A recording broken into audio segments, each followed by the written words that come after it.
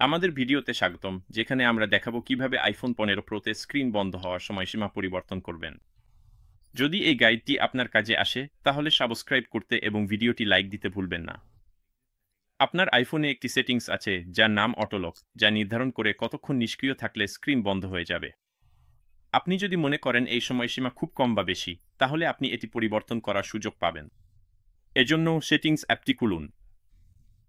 তারপর নিচে স্ক্রল করুন এবং ডিসপ্লে অ্যান্ড ব্রাইটনেস অপশনটি নির্বাচন করুন। এরপর আবার স্ক্রল করে এখানে অটোলক অপশনটি খুঁজে বের করুন।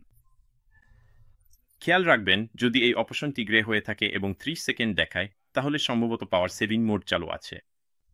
আপনি সেটি বন্ধ করতে পারেন সেটিংসের প্রধান মেনুতে ফিরে গিয়ে ব্যাটারি নির্বাচন করে, তারপর পাওয়ার সেভিং মোড বন্ধ করে।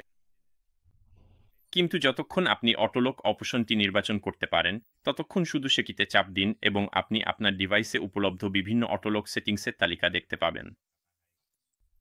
আপনার ফোন যদি কোনো কোম্পানি, স্কুল বা সংস্থার দ্বারা পরিচালিত হয়, তাহলে আপনি কখনোই অপশনটি নাও দেখতে পারেন, কারণ এটি নিরাপত্তার ঝুঁকি হিসেবে বিবেচিত হতে পারে। তাই এই ধরনের ডিভাইস ম্যানেজমেন্ট অ্যাপ্লিকেশন দ্বারা নির্ধারিত অনেক নিরাপত্তা প্রোফাইল এই কখনোই অপশনটি সরিয়ে দেয়।